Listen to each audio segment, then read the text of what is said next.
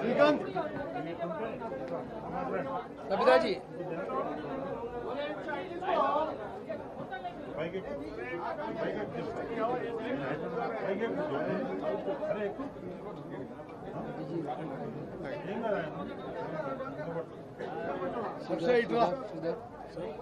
Sudhir Sudhir ready Shridhar Shridhar madam Shridhar Shridhar Shridhar बाबू अरे श्रीधर बाबू कहाँ गए रमना सीता का पकड़ वస్తే బెటర్ అట్లా టూ రోస్ వస్తే చూడండి ఓకే ఓకే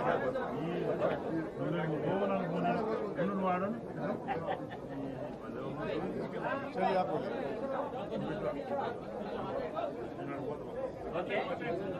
ఓకే चलो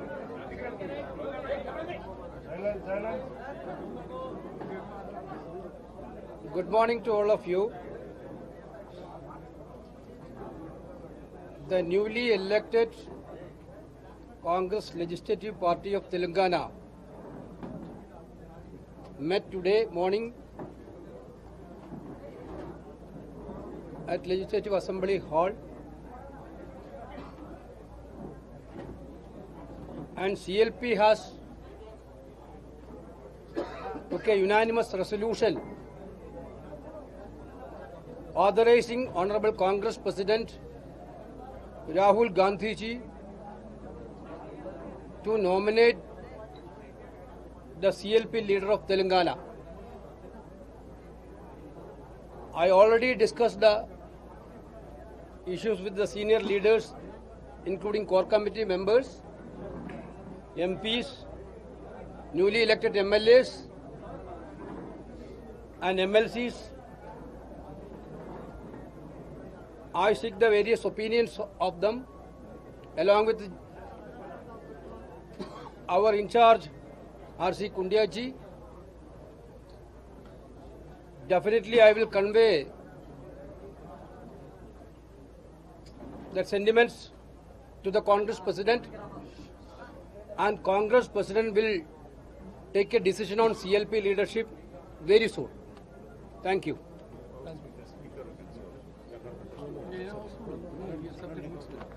Okay.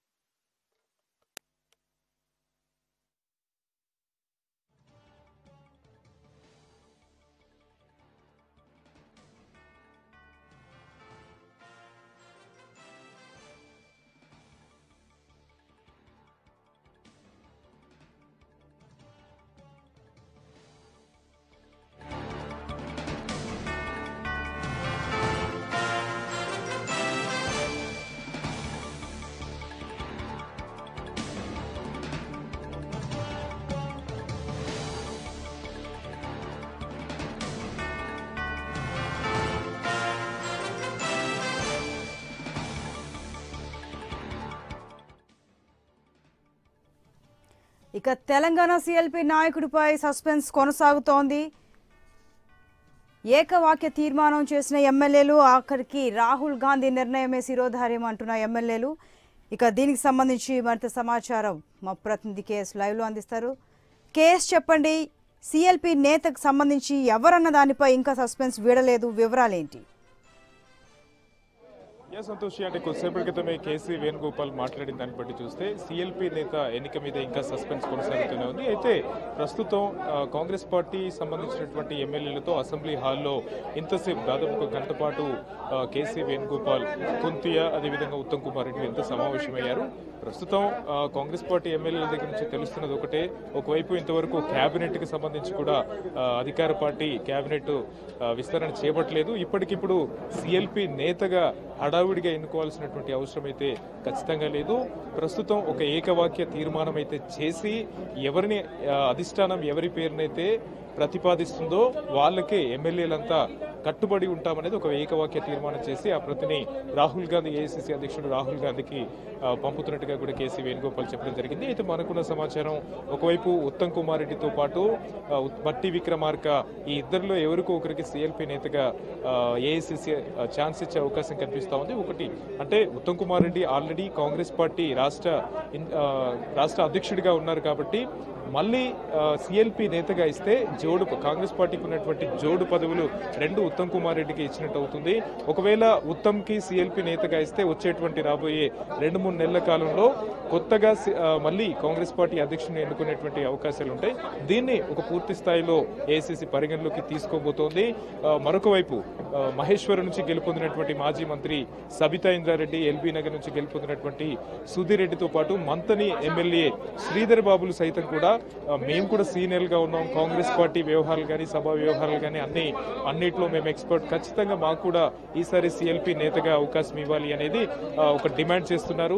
కోమటిరెడ్డి రాజగోపాల్ రెడ్డి సైతం కూడా సిఎల్పి నేతగా డిమాండ్ చేయడం జరుగుతోంది. ఇంత మేర డిమాండ్ వచ్చినటువంటి నేపథ్యంలో ఖచ్చితంగా సిఎల్పి నేత ఎన్నికకు సంబంధించి ఇక్కడ ఎమ్మెల్యేలంతా తీర్మానం చేసి రాహుల్ గాంధీకి పంపడం జరిగింది. ఇవాళ సాయంత్రం వరకు సిఎల్పి నేత ఎవరు అనే దాని మీద కూడా ఒక స్పష్టత వచ్చేటువంటి అవకాశం ఉంది. ఇకపోతే మరి కాసేపట్లో సభా వ్యవహారాలు ప్రారంభం కాబోతున్నాయి. ప్రోటెన్ స్పీకర్ ముంతాజ్ అహ్మద్ ఖాన్ ఆధ్వర్యంలోనే ఈ సభా వ్యవహారాలు ప్రారంభం కాబోతున్నాయి. సభ్యులంతా శాసన సభ్యులుగా ఇవాళే 1 by 1 ప్రమాణ స్వీకారం చేస్తారు. ముందుగా సీఎం కేసీఆర్ శాసనసభ్యుడిగా ప్రమాణ స్వీకారం చేసిన అనంతరం మహిళలకు ప్రాధాన్యత ఇచ్చారు. ఉమ్మడి ఆదిలాబాద్ జిల్లా నుంచి ప్రాతినిధ్యం వహిస్తున్నటువంటి ఎమ్మెల్యే రేఖా నాయక్ 2వ శాసనసభ్యురాలిగా ప్రమాణ స్వీకారం చేసేటువంటి అవకాశం, 3వ శాసనసభ్యురాలిగా ములుగు ఎమ్మెల్యేగా ఉన్నటువంటి ధనసరి సీతకచే ప్రమాణ స్వీకారం చేస్తారు. ఆ తర్వాత ఎమ్మెల్యేలంతా 1 by 1 గా ప్రమాణ స్వీకారం చేసిన అనంతరం ఇవాల్టికి సభా వ్యవహారాలు వాయిదా పడతాయి.